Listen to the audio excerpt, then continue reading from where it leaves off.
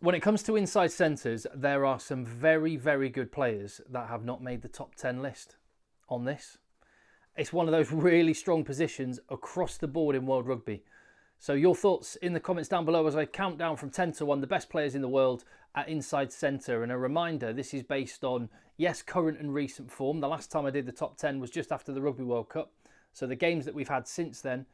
But some countries have had more games than others. So it wouldn't be fair to just say someone's had a great Six Nations, therefore they jump all the way up the list. So I also take into account historic form and put that into the mix as well. And just a little bit of gut feeling goes into it as well, which is where the interesting bit lies, because it would be boring if we all thought the same. So let me know what you think in the comments down below. Hit subscribe and give the video a thumbs up as well. At number 10 on this inside centre list, someone who's fallen way down like a stone, has not had a good year, but he's got enough credit in the bank that he's just hanging in the top 10. Jonathan Dante, as I say, historic form comes into play. He has been an absolute wrecking ball of an inside centre and was such a crucial part of France being the dominant force that saw them arrive at a Rugby World Cup, right up there as one of, if not the favourites for the tournament. Jonathan Dante falling off form a little bit in 2024 is, I think, one of the key reasons why France ended up coming second in the Six Nations Championship. I think he's got the capacity to be back and be flying back up the list. Equally, the top 14 is a gruelling tournament and he's played a lot of rugby and he plays it in a very abrasive way. So has he got too many miles on the clock or will he bounce back? Jonathan Dante, class player on his day. Not had a great year. He's still there at number 10. Oly Lawrence, new entry to the top 10. Has he been the solution that England have been searching for at inside centre? With Manu Tuilagi now moving to France and being unavailable for selection, although, to be honest, Manu Tuilagi's career has been at least 50% of the time being unavailable for selection during injury. England have had a real problem position. They still do have a problem position because if Oly Lawrence goes down injured, I don't know I haven't got a clue what England do. Thank goodness they do have Oly Lawrence, who, in fairness to him, is more a 13 that has been playing in the 12 jersey, but in the 12 jersey at international level, he's done very, very well. Both when he was used at the World Cup and especially in the Six Nations this year in 2024. Really good season for him. Santiago Chocobares. Tell you what, Argentina have got some ballers in the back line. And this guy, both for his country at the World Cup, where they got 4th place, through the season with Toulouse, winning everything again. And it's no mean feat to get it. In fact, in some respects, no, not even in some respects, 100%, it's harder for him to get selected for Toulouse than it is for him to get selected for Argentina. And he not only got picked, he was an absolutely critical member of that Toulouse midfield that won the Champions Cup and the top 14. Really, really good player and young as well. So he and Oly Lawrence are some of the young guns coming up through this list in the top 10.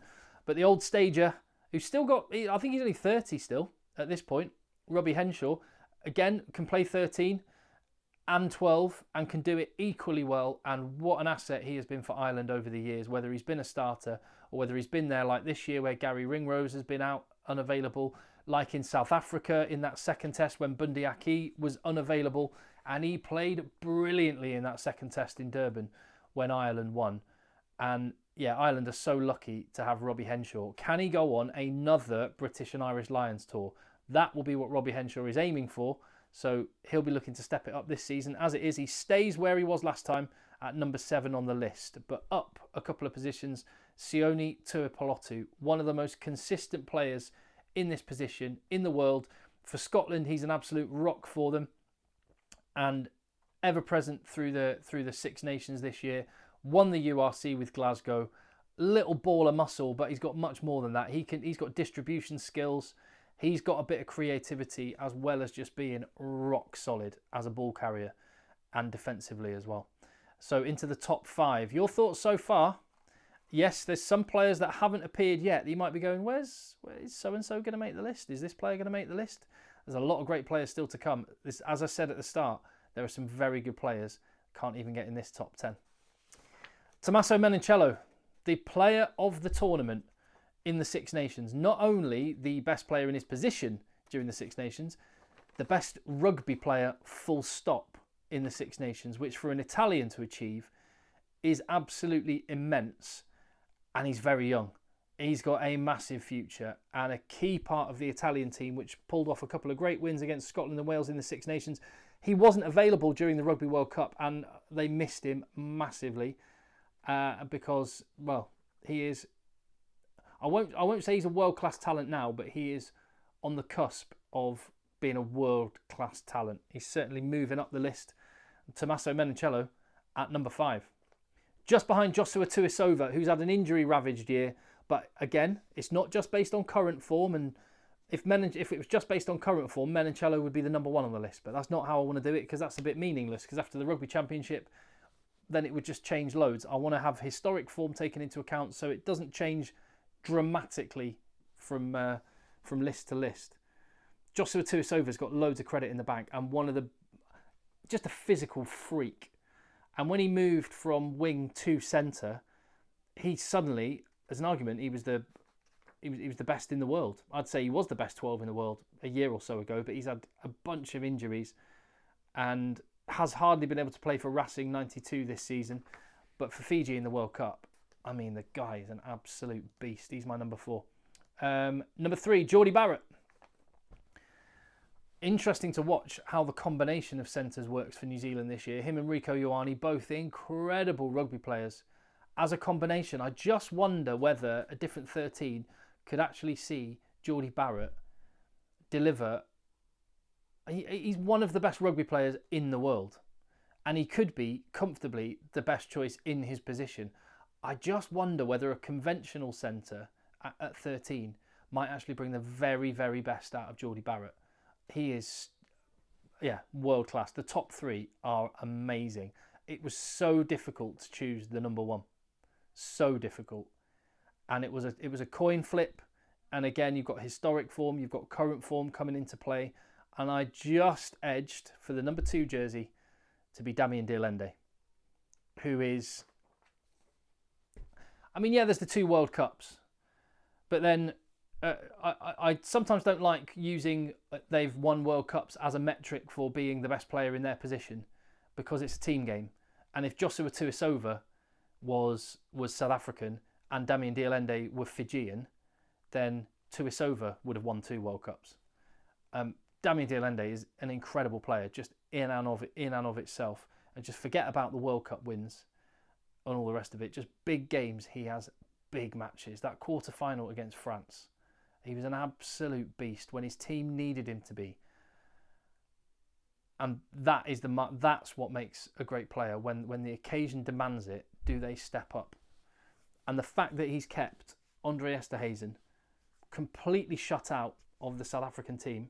And Andre Esterhuizen, one of the names that is not even in the top 10. I'll come to that in a minute.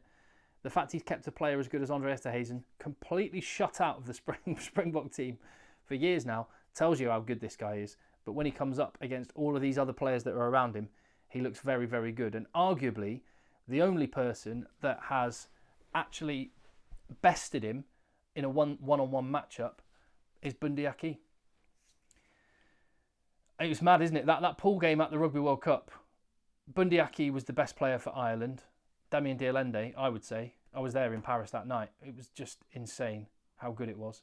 Damian De Allende was the best player for South Africa. They were both against each other and gave world-class performances. And I think Bundee Aki probably just, if you had to shade it, I think he got man of the match that night. Just shaded it. And like I say, when it was a coin flip, he was an ever-present for Ireland through another Six Nations winning championship. And maybe Damian De Allende, this is it, exactly. It's a coin flip. But I'll do this again after the November tests. And you could see Damian De Allende has a great rugby championship. He might be on the other side of the coin flip. It was very much 1A, 1B. I just went with Bundee Aki.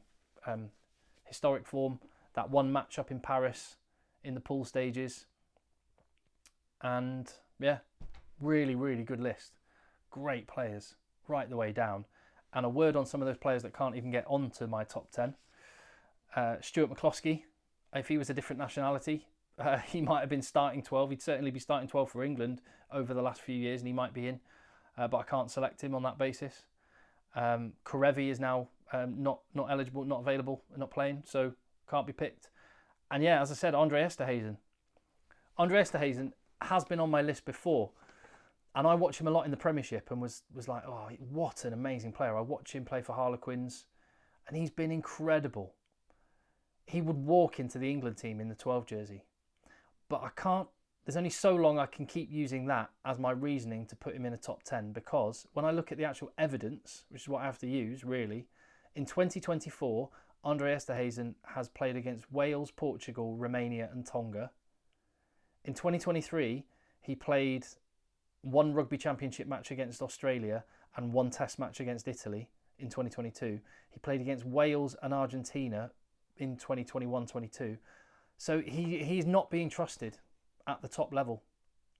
So the fact that he would be starting 12 for England and many other countries besides, I just kind of had to nudge that one into touch and say, well, if his own coach doesn't actually trust him fully to play in the biggest of matches, I'm going to have to nudge him out the top 10, and that's partly because these players are absolutely class. It's really tough doing these lists.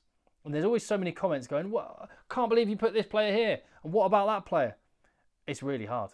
But it'd be boring if we all thought the same. So crack on with your comments. Thank you very much for watching.